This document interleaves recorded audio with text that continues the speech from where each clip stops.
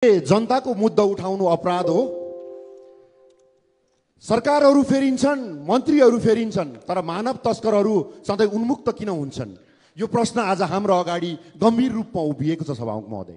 मानव तस्करीको जघन्य सङ्गठित र अन्तर्राष्ट्रिय अपराध आज विकराल रूपमा उजागर भएको छ।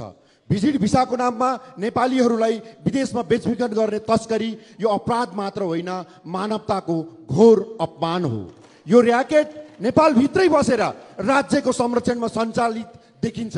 दुःखको कुरा, अपराधीलाई कारबाही गर्नुको सट्टा राज्यले बचाउन खोजिरहेको छ। यस्तो गम्भीर अपराधमा पनि प्रमुख दुई ठुला दलको सरकार किन मौन छ सभामुख महोदय? यो सरकारको अपराधिक गिरोहसँग कुनै साँठगाँठ त छैन कि यो तपाईहरूको लाचारीपनको सङ्केत हो? सम्मान्य सभामुख महोदय, हामी कुनै दल वा नेताको विरोधमा होइनौँ।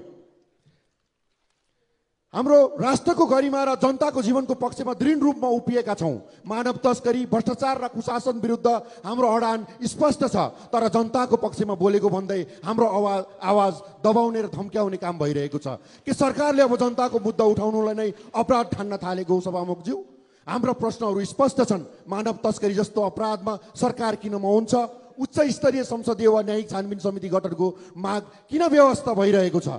गृहमन्त्रीले आफैले तोकेको नैतिक मापदण्डमा किन आफै असफल हुनुभएको हो? सम्मान्य सभामुख महोदय, नेपाललाई मानव तस्करीको ट्रान्जिट बनाउने छुट कसैलाई छैन। सरकारले तुरुन्तै उच्च स्तरीय संसदीय छानबिन समिति वा न्यायिक आयोग गठन गरोस्। सरकारले हाम्रो आवाज दबाएर शक्ति देखाउने खेल खेल्न बन्द गर्नुपर्छ।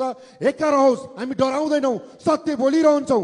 सदनमा प्रतिशतले पेल्न र सरकार टिकाउन त यो दाउपेचले काम गर्ला सभामुख महोदय, तर जब भविष्यमा यो देशको राजनीतिक इतिहासले प्रश्न सोध्नेछन् अनि जवाफ हामीले के दिने? सरकारले यदि हाम्रो आवाज नसुन्ने हो भने, हामीलाई बोल्न निषेध गर्ने हो भने, हामी अब पनि सरकारका मन्त्रीहरूको कुरा सुन्दैनौँ। हाम्रो माग यथावत छ, हाम्रो आन्दोलन जारी छ। हामी सदन बहिष्कार गर्छौँ। धन्यवाद।